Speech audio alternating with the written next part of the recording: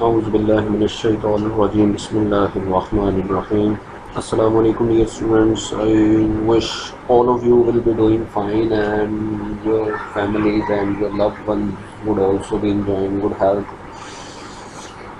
And I would like to advise all of you that you please take good care of yourself and your loved ones as the corona situation is really getting out of control. So you better take all the precautionary measures and save yourself and your loved ones. So, in our today's lecture, we would continue with our previous discussion about Cuban Missile Crisis. I would like to recap some of the things which we discussed in our last lecture. We discussed the origin of the Cuban Missile Crisis and how this crisis turned into a sort of revolution, and then we had a brief overview of the operation of Bay of Pigs, and um, that was all which we discussed about the Cuban Missile Crisis in our previous lecture. So we would continue with the further development of the Cuban Missile Crisis, and in our today's lecture we would talk about the Operation Mongoose and the Soviets initiative and some of the blockades which were adopted in the Cuban Missile Crisis by the United States of America. So we would try to cover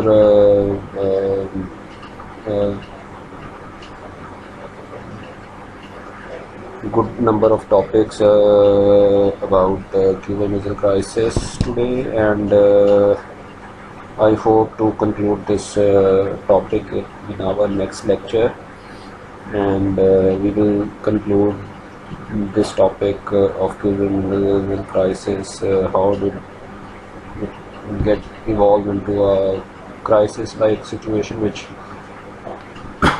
put the entire world on the verge of nuclear catastrophe. So in our next lecture this topic would be concluded hopefully. So without wasting further time, we would start having this today's discussion.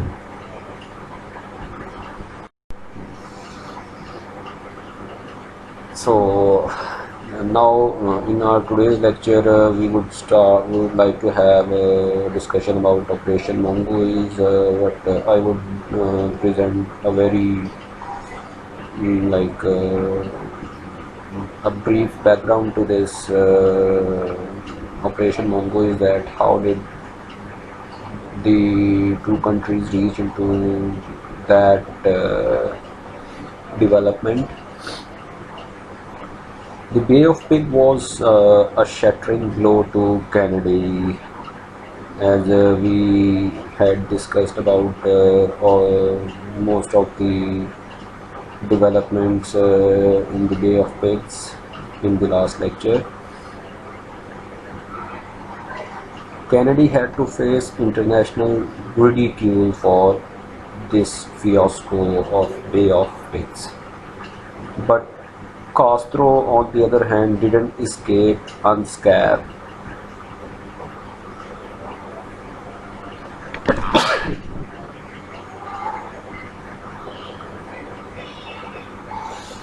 Any possibility of mending fences with Washington was lost after that event of Bay of Pigs. He now faced the undying hostility of the United States of America. A US invasion was not an option in the wake of Bay of Pigs, since Kennedy could hardly claim to be liberating people who had rallied to Castro. But the president did authorize CIA to undertake Operation Mongoose. So eventually, the president, rather than launching US invasion, he actually authorized the CIA to undertake Operation Mongoose.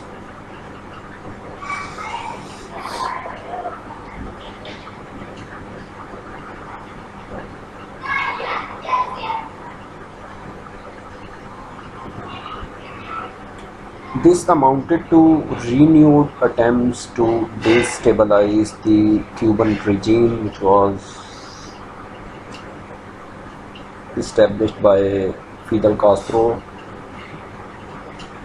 Sabotage raids multiplied, Castroides were assassinated, and foreign supplies were bribed to send faulty goods to Cuba.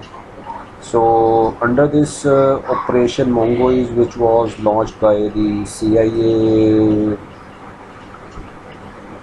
frequent attempts were made to destabilize the Cuban regime set by the Fidel Castro, and the people who supported Castro were assassinated, and the supplies to Cuba were made faulty.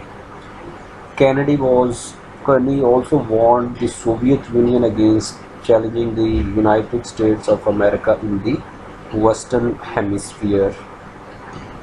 So Kennedy also tried to warn Soviet Union against challenging the USA in its Western sphere of influence,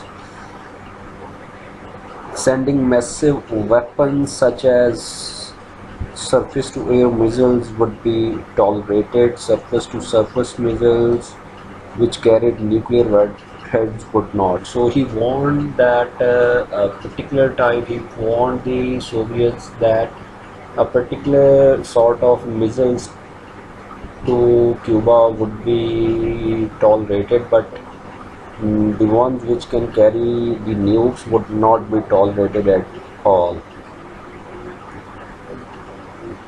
Perhaps more threateningly, in 1962, a large-scale military exercise was undertaken by the US forces in the Caribbean, in which 40,000 military personnel practiced invading an unnamed island to overthrow a dictator, threateningly condemned or task.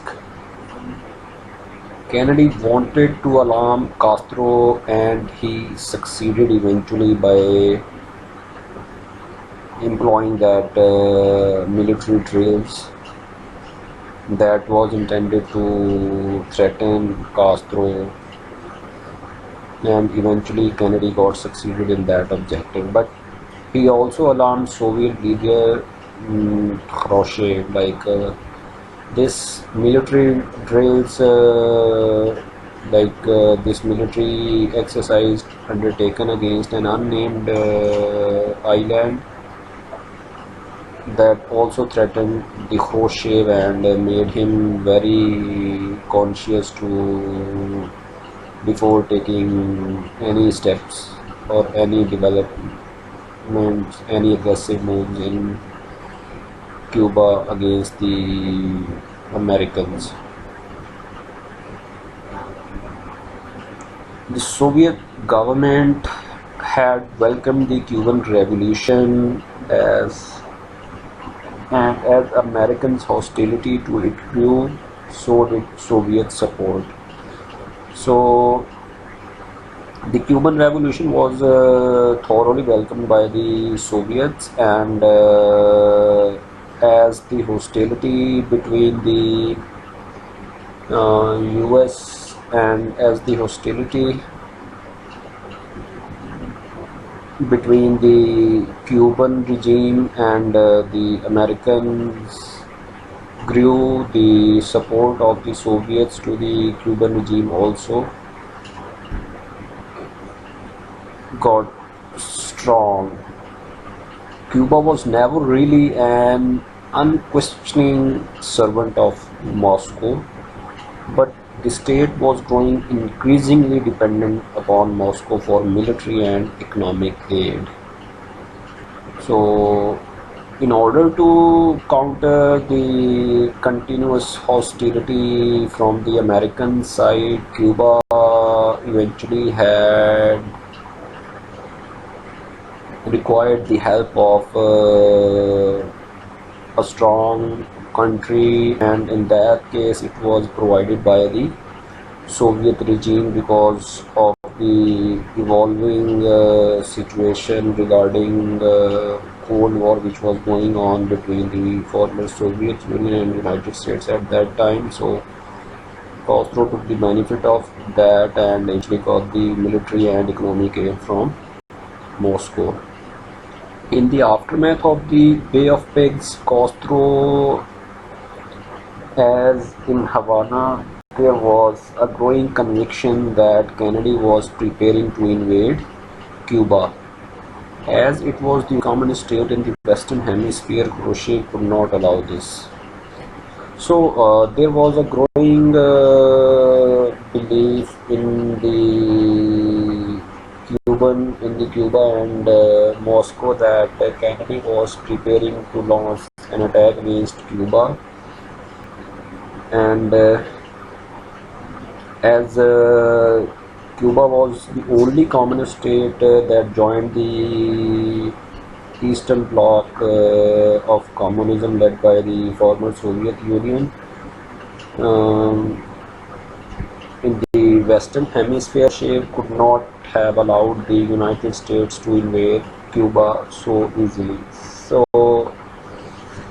the enmity or the conflictual situation between the US and the former Soviet Union got worsened with the passage of with all these developments.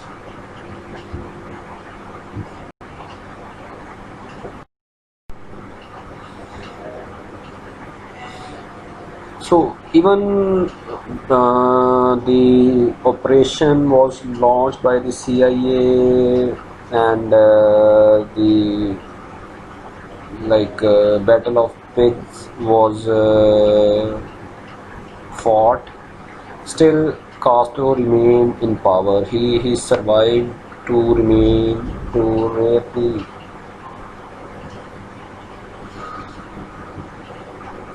mm, to remain in power, and several attempts were made to assassinate Castro, but he was able to defeat American trained forces attempting to overthrow his government.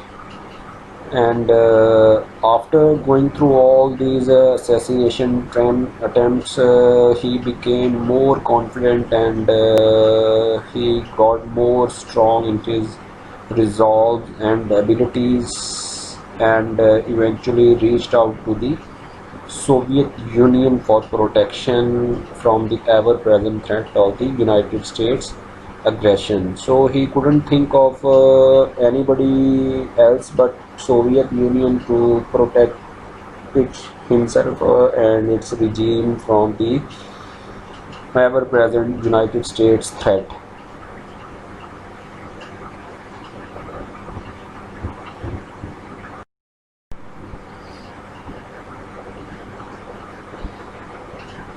So now we will talk about some of the Soviet initiatives which were taken by Khrushchev, keeping in view all the developments which were going on in 1962.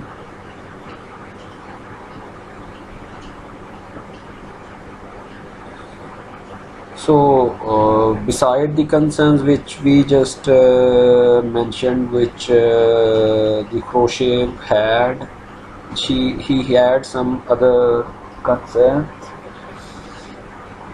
Since the launch of the Soviet satellite Sputnik 1 in October 1957, Khrushchev had proclaimed an entirely fictitious superiority in international intercontinental ballistic missiles. Kennedy had campaigned for the presidency, proclaiming he would match the supposed Soviet advantage by closing the missile gap as it was known. Even when he found that the strategic balance was in reality heavily in favor of America, Kennedy still ordered a major expansion of US intercontinental ballistic missile forces. Khrushchev, on the other hand, who was desperate to divert resources from the military to domestic reform, was now caught by his own bluff and faced ruinous expense to fill a very real missile gap that was in America's favor. So, after the launch of first satellite 1957 by the Soviets, they like Khrushchev bluffed about Soviet superiority over intercontinental ballistic missiles to America, which was in reality not true. So Kennedy also made like promises in his election campaign to bridge this gap by investing more in intercontinental ballistic missiles to like reduce the gap with the Soviets. But uh, like the bluff made by Khrushchev turned against him, and he had to put as he planned to invest more in the domestic rather than on military or defense budget. He couldn't do that.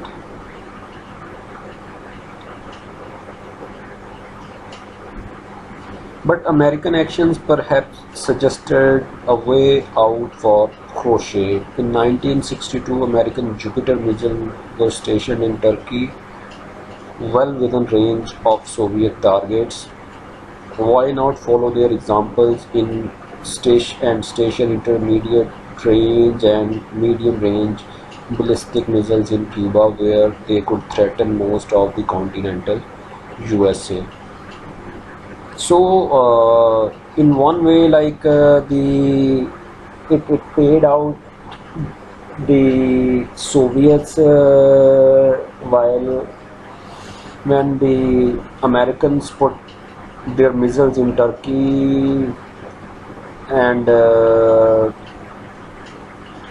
in a retaliatory move, Khrushchev got a genuine excuse to install missiles in Cuba from where it could easily target almost all the parts continent most of the continental USA.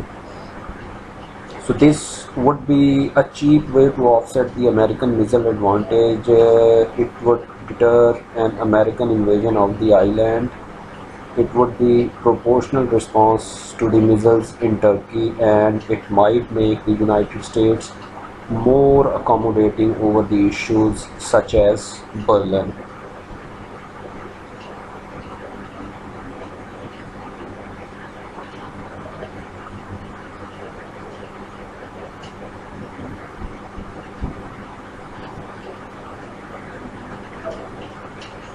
So in June 1962, the construction of Berlin Wall, the Germany got divided with the construction of Berlin Wall.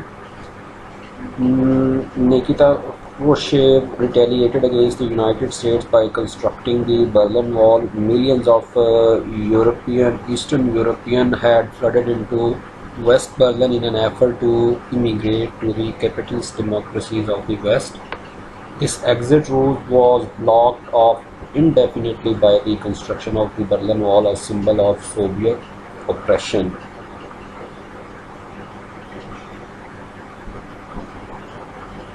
So West Berlin was a western enclave deep in the East Germany. Its very existence repudiated the East German government's claim to be the legitimate government of all Germany.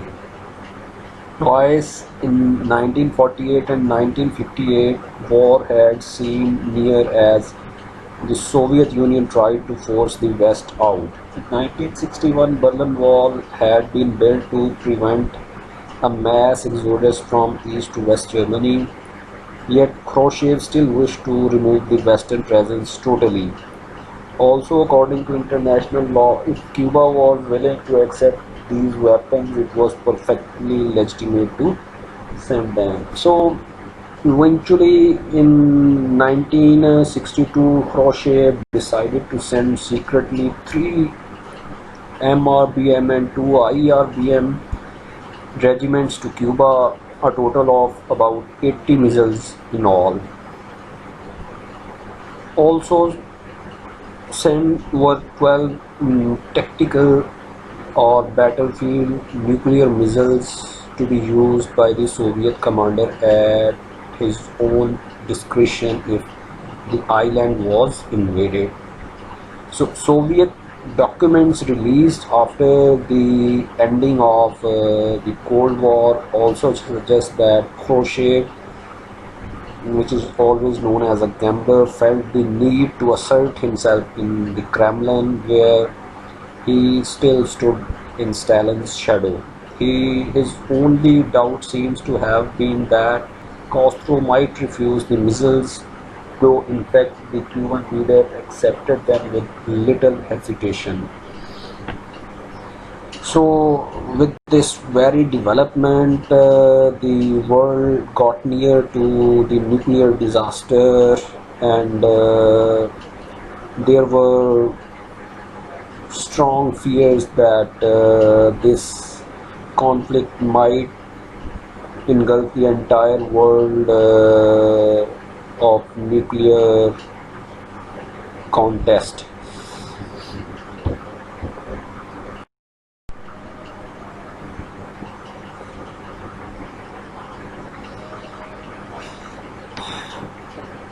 And after that,